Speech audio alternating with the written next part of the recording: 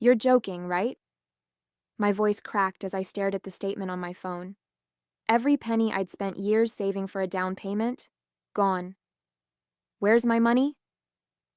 Maria, my mother, didn't even bother looking up from her coffee. Oh, relax, Juliana. It went to something important. Important? I nearly choked. It's all gone. Where did it go? She glanced at Greg, my stepfather, who sat next to her with a smug grin, swirling his coffee like we were having a casual chat. The party, Maria said, her tone dismissive, as if she'd just explained where the car keys were. We needed a little extra to make it special. You used my savings to pay for your anniversary party. My hands trembled as I clutched the phone. That was for my house. You had no right. Greg chuckled, finally chiming in. We're your parents, he said, leaning back. We don't owe you anything, Juliana.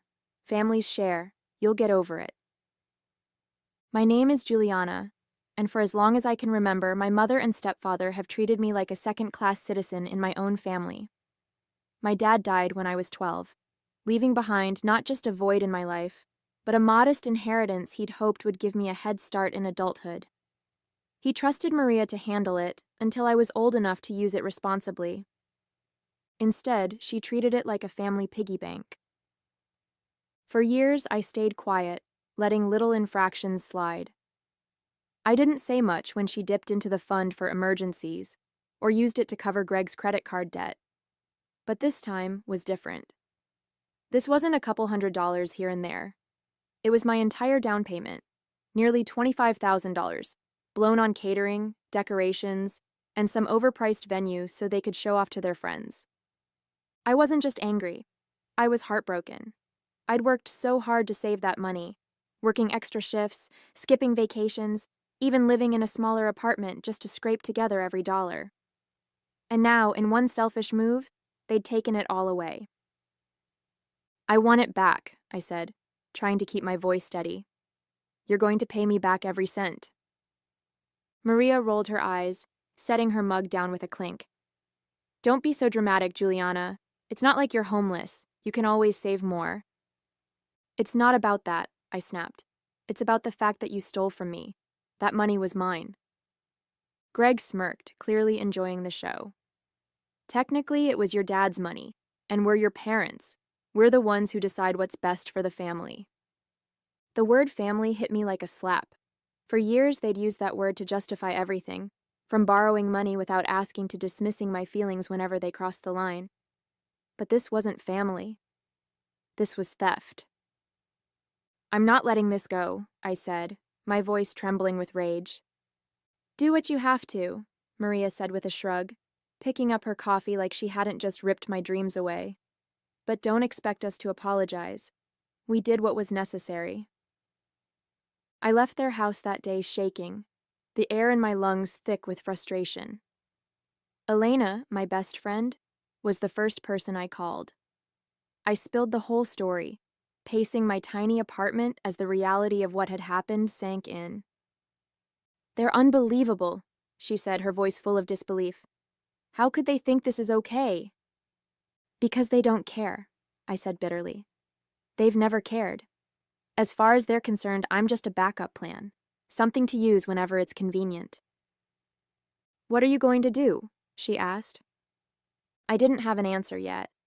Part of me wanted to scream at them until they understood how much they'd hurt me. Another part wanted to crawl into bed and pretend none of this was happening. But the strongest part, the part my dad raised to stand up for myself, knew exactly what needed to be done. I'm going to get my money back, I said, my voice firm, even if it means calling the police.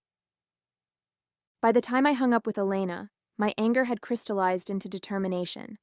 I wasn't going to let this slide. Not this time. My parents, no, Maria and Greg, had crossed a line they couldn't uncross, and I was done playing the role of the dutiful daughter who kept quiet for the sake of family. They stole from me. It was time to show them there were consequences. The next morning, I called the bank to confirm what I already knew. Maria had accessed my savings account using an old joint authorization she'd somehow convinced me to keep years ago. Just in case. She transferred every last penny out 2 weeks before the party, with no intention of telling me. "That's not legal, right?" I asked the bank manager, my voice shaky but firm. "It's a gray area," he admitted, his tone cautious. "Since it was a joint account, she technically had access. But given the circumstances, it's worth pursuing legally, especially if the funds were earmarked for you." "Thank you," I said, jotting down the details he provided. "I'll be in touch." My next call was to Chloe, a lawyer Elena had recommended. Over coffee that afternoon, I explained everything: the savings account, the stolen money, and Maria's unapologetic response. Chloe listened intently, her pen flying across a notepad as I spoke. "This isn't just unethical. It's potentially criminal," she said once I finished. "Even with joint access, there are limits to what she can do with those funds, especially if you can prove they were specifically intended for your use." I nodded, hope flickering to life for the first time since this nightmare began. "So, what's my next step?" "First, we'll file a report with the police to establish a paper trail," she said. "Then we'll draft a formal demand for repayment. If they refuse, and something tells me they will, we can escalate to legal action." The thought of involving the police made my stomach churn.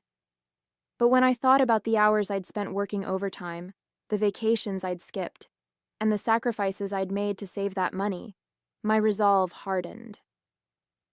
Maria and Greg thought they could walk all over me because I was their daughter. It was time to prove them wrong.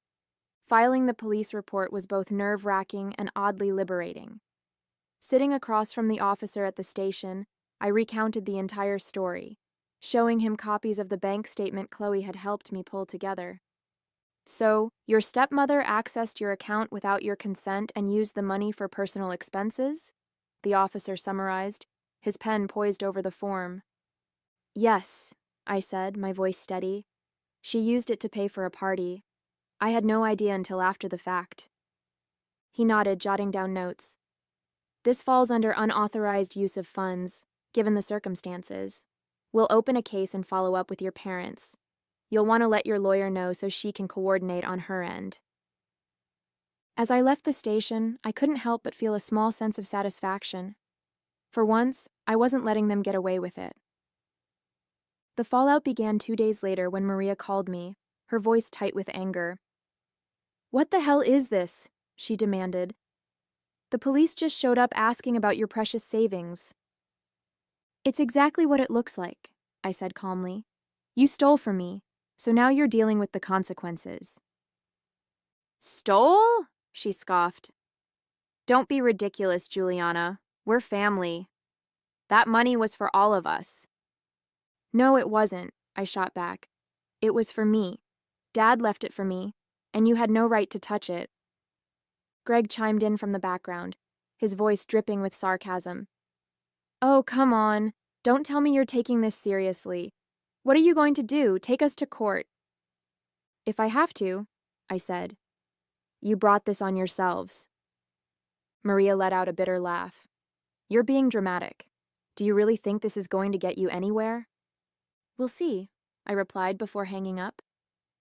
Meanwhile, Chloe was working behind the scenes to prepare for the next step. She'd already sent a formal demand letter to Maria and Greg, outlining the amount they owed and giving them a deadline to repay it. As expected, they ignored it. "They're doubling down," Chloe said during one of our meetings, "which is exactly what we want. The more resistant they are, the worse it'll look for them if this goes to court." "And if they refuse altogether?" I asked. "Then we escalate," she said simply. "But don't worry. You're in a strong position. Between the police report, the bank records, and your father's will, we've got more than enough to back up your case." Her confidence bolstered mine. For the first time in years, I felt like I had the upper hand. Maria and Greg had always treated me like I was powerless, but now I was proving that I wasn't. The final straw came when Greg posted a smug photo from their anniversary party on social media, complete with a caption thanking their friends and family for making the night so special.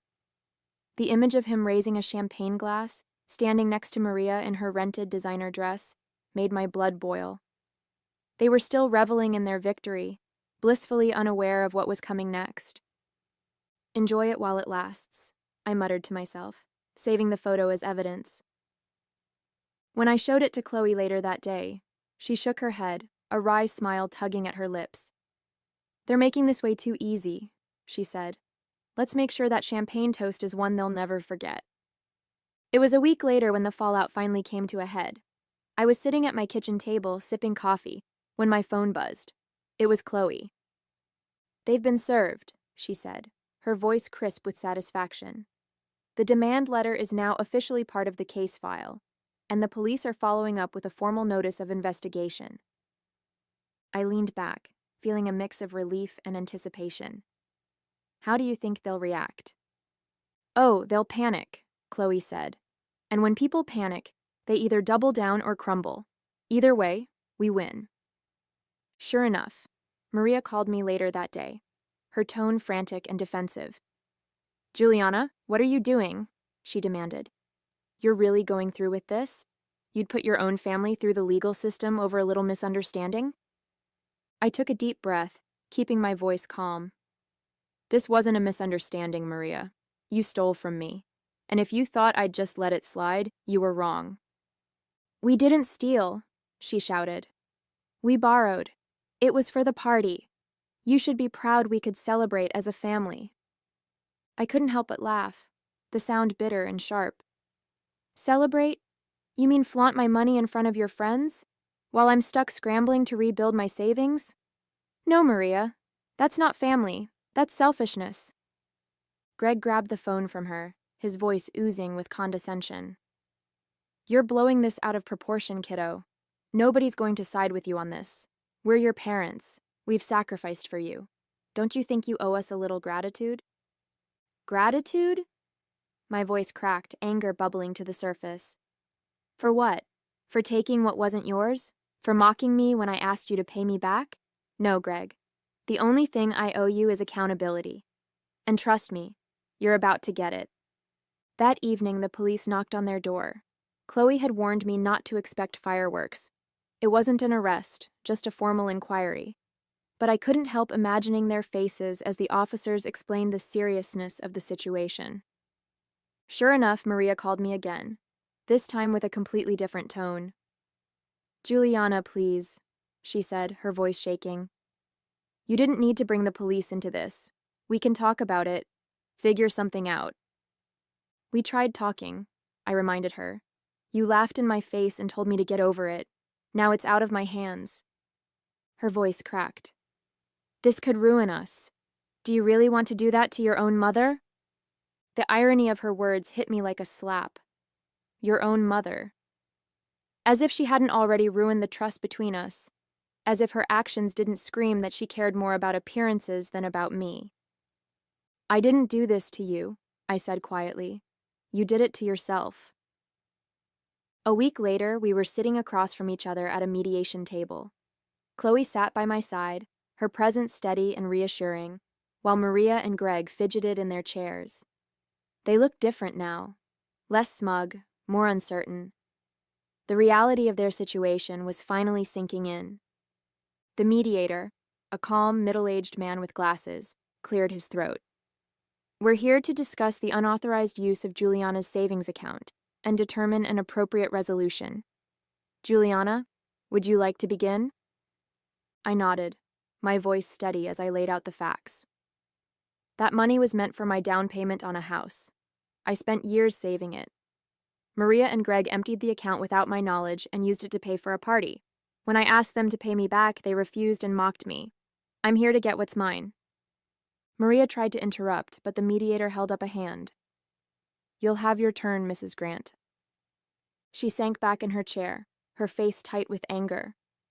When it was her turn to speak, Maria's voice was shaky but defensive. "We didn't mean any harm. We thought it was better for the family to celebrate. Juliana's young. She has time to save more. We didn't realize she'd take it this far." "You didn't realize?" Chloe cut in, her voice sharp. "You drained her account without permission and then dismissed her concerns. That's not a misunderstanding. That's theft."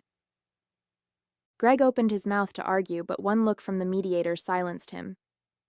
"Let's stick to the facts," the mediator said, Based on the evidence, it's clear the funds were intended for Juliana's use. Mrs. Grant, Mr. Grant, you have two options. Repay the full amount immediately, or face a civil suit, potentially accompanied by criminal charges. Maria's face turned red, her composure cracking. We don't have that kind of money lying around, she snapped. We spent it on the party. Then you'll need to figure out a way to repay her, the mediator said firmly.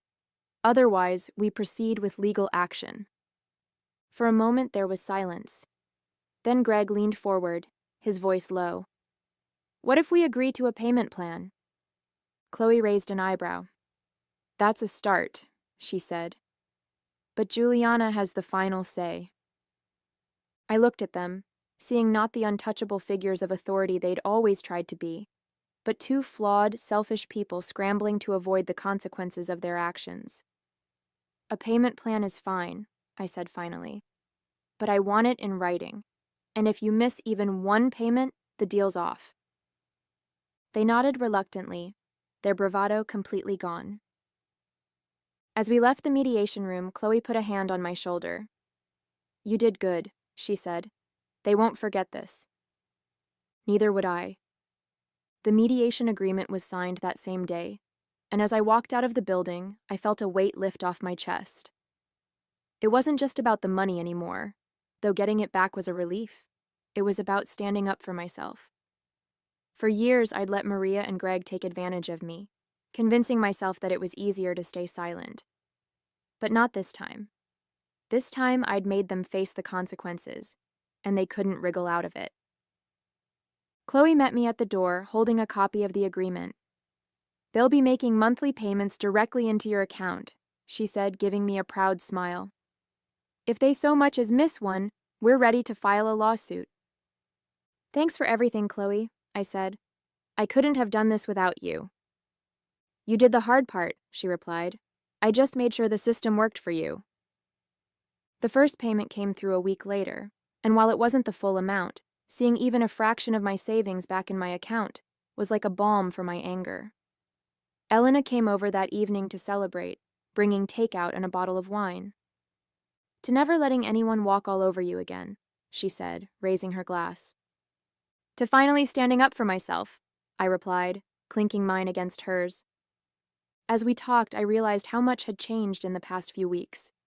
For so long, I'd put Maria and Greg's needs ahead of my own, convincing myself that family obligations outweighed my feelings. But this experience had shown me that boundaries weren't just important, they were necessary. If I didn't protect my own interests, no one else would. Maria called a few days later, her tone hesitant and unusually subdued. Juliana, I wanted to check in, she said, as if we hadn't just been through a legal battle. I let her words hang in the air for a moment before replying. Is this about the payments? I asked, keeping my voice neutral. No, she said quickly. I just wanted to see how you're doing. I didn't believe her for a second. She wasn't calling out of concern. She was calling because she didn't know how to handle the new dynamic between us. For the first time, she couldn't guilt or manipulate me into giving her what she wanted. I'm doing fine, I said, and I expect the next payment on time. There was a pause, and then she sighed. We're family, Juliana. I hope one day you can forgive us. I didn't respond to that. Forgiveness was a long way off, and it wasn't something she could demand just because it suited her. I have to go, I said, ending the call before she could say anything else. Over the next few weeks, I started to rebuild, not just my savings, but my sense of self. I adjusted my budget, picked up a few extra shifts, and focused on the future. The dream of buying my own home was still alive, and while Maria and Greg's payments weren't enough to cover everything, they were a start. Every time a payment hit my account, it felt like a small victory, a reminder that I had taken control of my life. It wasn't about revenge. It was about justice, about proving to myself that I was stronger than the people who had tried to take advantage of me. And I was. Months later, as I scrolled through real estate listings, I felt a flicker of hope I hadn't allowed myself to feel in a long time. The savings were growing steadily, partly from my own hard work, partly from Maria and Greg's payments. While the process was slower than I'd planned, the goal of buying my own home was back within reach. I smiled as I bookmarked a listing for a small but charming house on the outskirts of town. It wasn't extravagant, but it was mine, or at least it would be soon. And this time, no one would take it away from me. Maria and Greg continued their payments, though not without the occasional grumble. They'd tried to negotiate for lower amounts, citing financial strain, but Chloe had shut them down each time. The terms were clear, and any deviation would result in immediate legal action. They had no choice but to comply. I didn't hear from them often, which was fine by me. When Maria did call, it was usually under the guise of checking in, though her real motive was always clear. "We've learned our lesson," she said during one call, her voice strained. "I hope we can move past this someday." I didn't bother sugarcoating my response. "Moving past this starts with you taking responsibility, Maria. And that means finishing what you started." There was silence on the other end before she muttered a curt goodbye. I hung up, feeling no guilt. For the first time, I wasn't bending over backward to make someone else feel better at my expense. It was freeing. Elena and I celebrated my progress one evening over dinner. As we clinked glasses, she said, "You know, I've never seen you like this, so confident. It looks good on you." "Thanks," I said, smiling. "I guess I finally realized that standing up for myself doesn't make me a bad person. It just makes me... me." "And you are pretty awesome," she said with a wink. We laughed, and for the first time in years, I felt like I was exactly where I was supposed to be. The betrayal, the anger, the fight, it had all been worth it. Not just to reclaim my savings, but to reclaim my self-respect. A few weeks later, I drove by the house I'd bookmarked. I parked across the street, imagining myself inside, filling it with my things, my life, my future. It wasn't just a house. It was a symbol of everything I'd worked for and everything I'd overcome. As I sat there, I thought about my dad. He'd worked so hard to provide for me, to make sure I had a foundation to build on. Maria and Greg had tried to take that from me, but they hadn't succeeded. I knew he'd be proud, not just of the house I'd soon own, but of the strength I'd found in myself. I took a deep breath and smiled. This was my life, and it was finally mine to build.